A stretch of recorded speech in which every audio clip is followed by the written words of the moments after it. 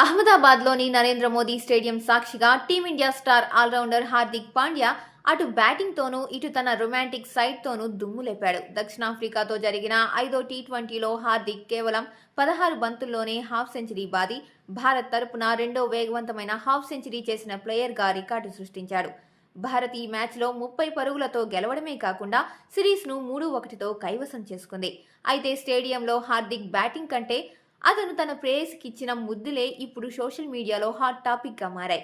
హార్దిక్ తన record half century పూర్తి చేసిన వెంటనే గ్యాలరీలో కూర్చొని తనను ఉత్సాహపరుస్తున్న ప్రేయసి మహికా శర్మ వైపు చూస్తూ ముద్దుల వర్షం కురిపించాడు. తన ప్రియుడు మెరుపు ఇన్నింగ్స్ను చూసి మురిసిపోయిన మహిక ఎంతో ఆనందంతో రియాక్ట్ అయింది.